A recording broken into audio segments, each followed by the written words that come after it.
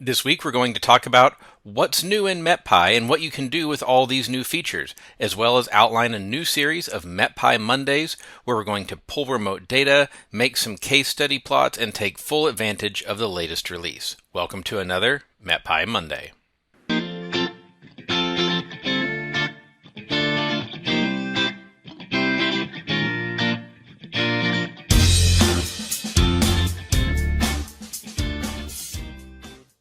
Hello, I'm John, a software engineer for NSF Unidata, and today I want to go through a short presentation on what's new in MetPy since our last MetPy Mondays and introduce a new series of MetPy Mondays. We've got this and 14 more after it showing you a lot of these new features and how to do even more meteorological data analysis with MetPy and Unidata tools. So let's go ahead and jump right in. First, LCL. This is something that has been complex for quite some time. It works on a lot of soundings, but sometimes you find a sounding where the LCL calculation would fail. Real data is messy, and getting that to be reliable across all kinds of weird edge cases that have been encountered over the years has been a constant challenge. But the new analytic LCL, based on this paper by Romps 2017, has been implemented in MetPy, and we think this is going to be a much better performing calculation for you. So be sure to try that out and see if you can find any edge cases that are going to break this. But we think this is going to be a much more reliable and useful implementation of LCL for you. There's also new saturation vapor pressure calculations using both ice and liquid relative forms based on AMBOM 2020. And there's the reference as well. Don't forget, all of these references are included in the docs. When you go to the calculation in MetPy, in the documentation, you can see exactly where that calculation comes from. We have the references to all these papers or textbooks there so that you can fully trace what's going on, not just have to trust that we did it correctly or not know what method we're using. Okay, this one is pretty exciting. So accessing remote data has traditionally been the role of the siphon package, but we've got some new clients now in MetPy for accessing some remote data from S3 archives. So we've got NEXRAD level 2 and level 3 archives, GOES data archives, and Sierra's machine learning weather prediction archives. We're going to take a look at all of those in these upcoming MetPy Mondays, but here are just a couple of examples of a radar image and a GOES visible satellite image that were created using MetPy pulling this data from a remote source. And so we're going to do this as part of some case studies where we actually pull interesting storms and look at the data from multiple angles over different weeks. So these are really exciting, they're really handy. It means that it's easier for you to get that data down onto your computer or just access it remotely loaded into RAM.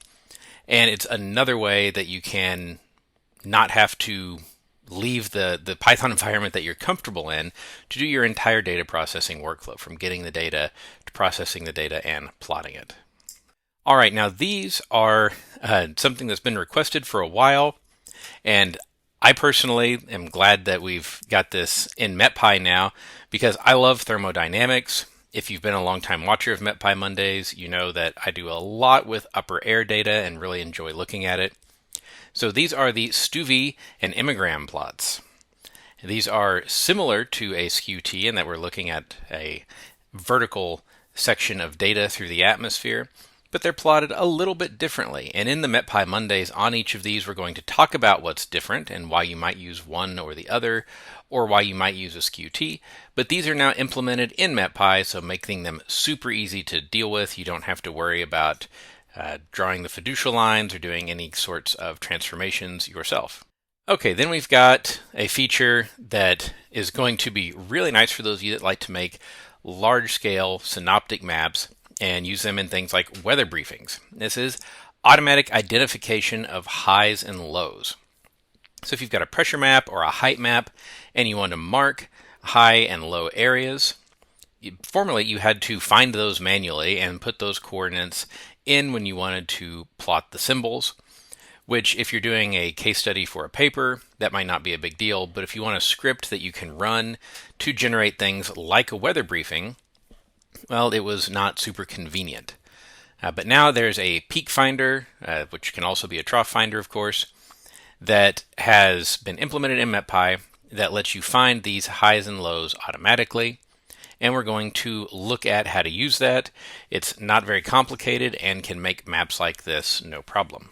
Related to that, we have improved the plotting of highs and lows using scatter text. So plotting these red and blue symbols and putting them on your map now takes a little bit less code.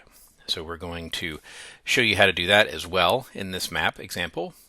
A few other things that are in there that maybe don't have nice visuals to put in the presentation, or we're not going to have time to get to in this updated series.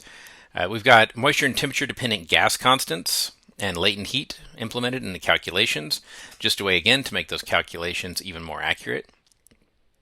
We've got the WPC surface analysis plotting supported in the simplified plotting interface. So if you're a fan of using the declarative plotting interface or the simplified plotting interface, this is a way that you can now look at WPC analyses. And if you like doing vorticity calculation, vorticity maps, we have shear and curvature vorticity calculations now implemented as well. So if you want to take advantage of all these features, be sure to update your MetPy that you have installed. If you're using the Conda package manager, which is what we recommend, Conda update is the command you're looking for. The -C specifies the channel of Conda Forge, where you can get always the most up-to-date versions of many packages. And MetPy is, of course, the package that you want to install. It is important that you keep your Python environment up to date because there's a lot changing in the Python ecosystem. And we want to make sure that you always have those most recent features and the packages that those features depend on. So we've got another 14 MetPy Mondays for a total of 15 MetPy Mondays in this series.